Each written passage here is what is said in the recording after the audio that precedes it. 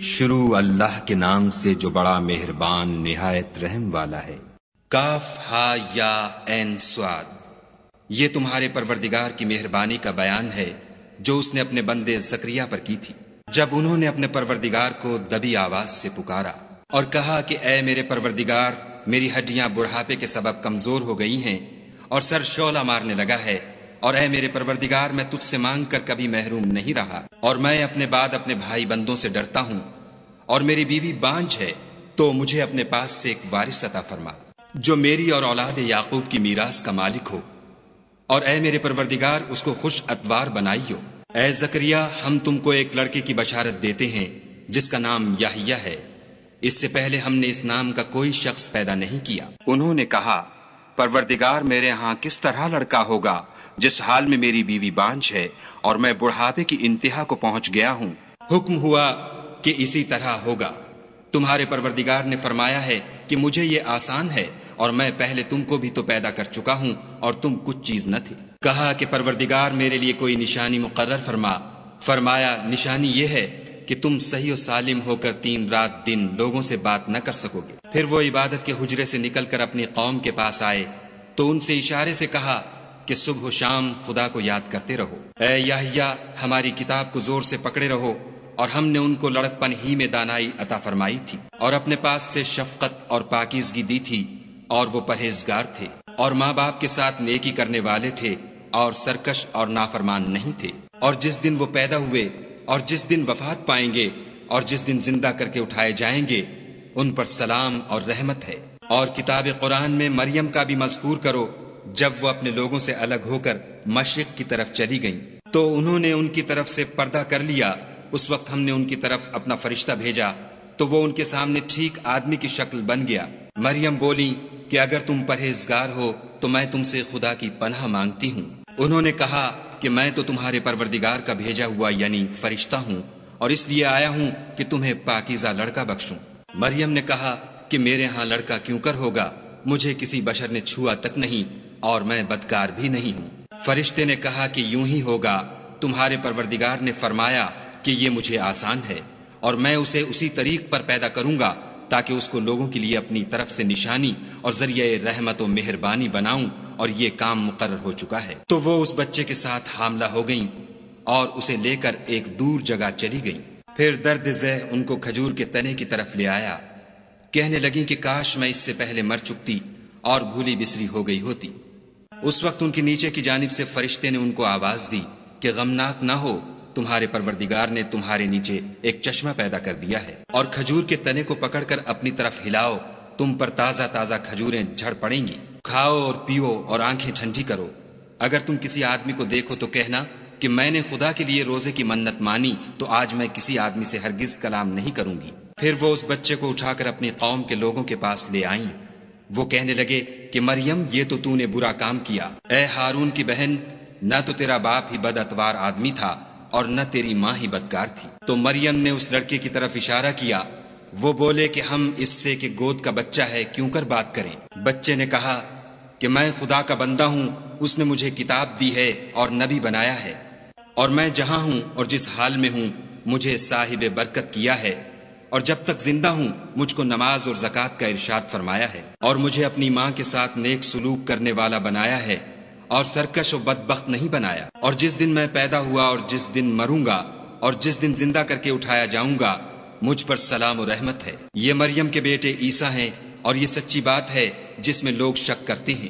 خدا کو سزاوار نہیں کہ کسی کو بیٹا بنائے، وہ پاک ہے۔ جب کسی چیز کا ارادہ کرتا ہے تو اس کو یہی کہتا ہے کہ ہو جا، تو وہ ہو جاتی ہے۔ اور بے شک خدا ہی میرا اور تمہارا پروردگار ہے، تو اسی کی عبادت کرو، یہی سیدھا رستہ ہے۔ پھر اہل کتاب کے فرقوں نے باہم اختلاف کیا، سو جو لوگ کافر ہوئے ہیں ان کو بڑے دن یعنی قیامت کے روز حاضر ہونے سے خرابی ہے۔ وہ جس دن ہمارے سامنے آئیں گے کیسے سننے والے اور کیسے دیکھنے والے ہوں گے، مگر ظالم آج صریح گمراہی میں ہیں۔ اور ان کو حسرت و افسوس کے دن سے ڈرا دو جب بات فیصل کر دی جائے گی، اور ہے ہاتھ وہ غفلت میں پڑے ہوئے ہیں اور ایمان نہیں لاتے۔ ہم ہی زمین کے اور جو لوگ اس پر بستے ہیں ان کے وارث ہیں، اور ہماری ہی طرف ان کو لوٹنا ہوگا۔ اور کتاب میں ابراہیم کو یاد کرو، بے شک وہ نہایت سچے پیغمبر تھے۔ جب انہوں نے اپنے باپ سے کہا کہ ابا آپ ایسی چیزوں کو کیوں پوجتے ہیں جو نہ سنیں اور نہ دیکھیں اور نہ آپ کے کچھ کام آ سکیں؟ ابا مجھے ایسا علم ملا ہے جو آپ کو نہیں ملا، تو میرے ساتھ ہو جئے، میں آپ کو سیدھی راہ پر چلا دوں گا۔ ابا شیطان کی پوجا نہ کیجیے، بے شک شیطان خدا کا نافرمان ہے۔ ابا مجھے ڈر لگتا ہے کہ آپ کو خدا کا عذاب آ پکڑے تو آپ شیطان کے ساتھی ہو جائیں۔ اس نے کہا کہ ابراہیم، کیا تو میرے معبودوں سے برگشتہ ہے؟ اگر تو باز نہ آئے گا تو میں تجھے سنسار کروں گا اور تو ہمیشہ کے لیے مجھ سے دور ہو جا۔ ابراہیم نے السلام علیکم کہا اور کہا کہ میں آپ کے لیے اپنے پروردگار سے بخشش مانگوں گا، بے شک وہ مجھ پر نہایت مہربان ہے، اور میں آپ لوگوں سے اور جن کو آپ خدا کے سوا پکارا کرتے ہیں ان سے کنارہ کرتا ہوں اور اپنے پروردگار ہی کو پکاروں گا۔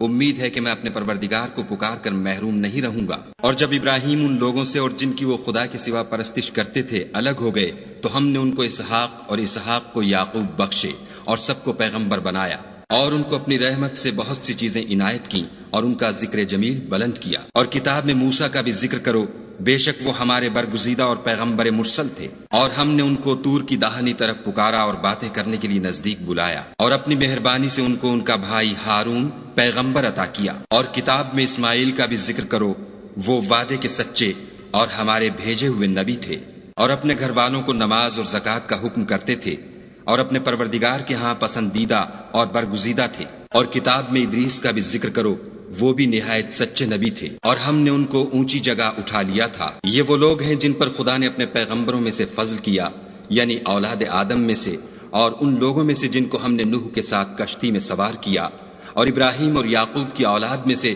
اور ان لوگوں میں سے جن کو ہم نے ہدایت دی اور برگزیدہ کیا۔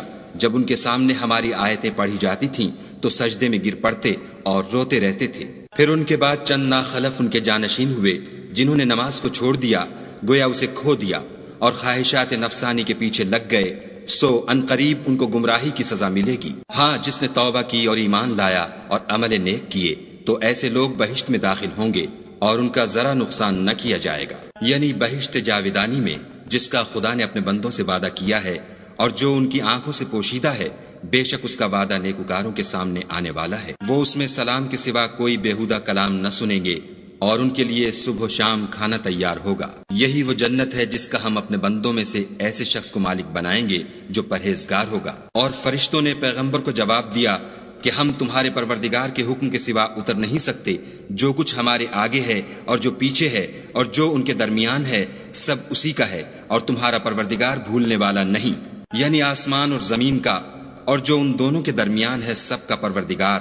تو اسی کی عبادت کرو اور اس کی عبادت پر ثابت قدم رہو، بھلا تم کوئی اس کا ہم نام جانتے ہو؟ اور کافر انسان کہتا ہے کہ جب میں مر جاؤں گا تو کیا زندہ کر کے نکالا جاؤں گا؟ کیا ایسا انسان یاد نہیں کرتا کہ ہم نے اس کو پہلے بھی تو پیدا کیا تھا اور وہ کچھ بھی چیز نہ تھا؟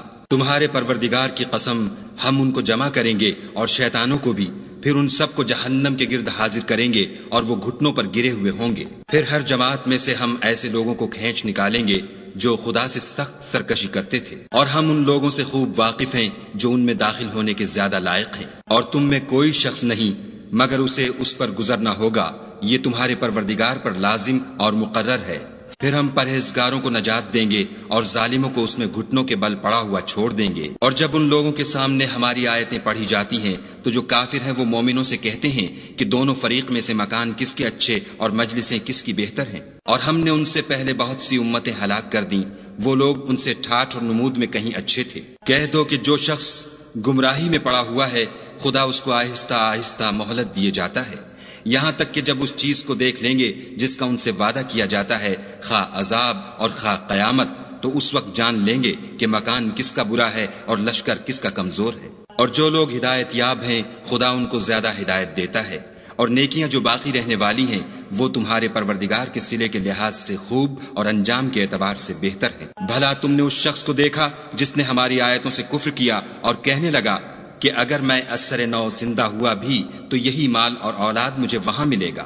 کیا اس نے غیب کی خبر پالی ہے یا خدا کے یہاں سے عہد لے لیا ہے؟ ہرگز نہیں، یہ جو کچھ کہتا ہے ہم اس کو لکھتے جاتے اور آہستہ آہستہ عذاب بڑھاتے جاتے ہیں۔ اور جو چیزیں یہ بتاتا ہے ان کے ہم وارث ہوں گے، اور یہ اکیلا ہمارے سامنے آئے گا۔ اور ان لوگوں نے خدا کے سوا اور معبود بنا لیے ہیں تاکہ وہ ان کے لیے موجب عزت و مدد ہوں۔ ہرگز نہیں، وہ معبودان باطل ان کی پرستش سے انکار کریں گے اور ان کے دشمن و مخالف ہوں گے۔ کیا تم نے نہیں دیکھا کہ ہم نے شیطانوں کو کافروں پر چھوڑ رکھا ہے کہ وہ ان کو برانگیختہ کرتے رہتے ہیں؟ تو تم ان پر عذاب کے لیے جلدی نہ کرو، اور ہم تو ان کے لیے دن شمار کر رہے ہیں، جس روز ہم پرہیزگاروں کو خدا کے سامنے بطور مہمان جمع کریں گے اور گناہ گاروں کو دوزخ کی طرف پیاسے ہانک لے جائیں گے۔ تو لوگ کسی کی سفارش کا اختیار نہ رکھیں گے مگر جس نے خدا سے اقرار لیا ہو، اور کہتے ہیں خدا بیٹا رکھتا ہے۔ ایسا کہنے والو، یہ تو تم بری بات زبان پر لاتے ہو۔ قریب ہے کہ اس افطرا سے آسمان پھٹ پڑیں اور زمین شق ہو جائے اور پہاڑ پارا پارا ہو کر گر پڑے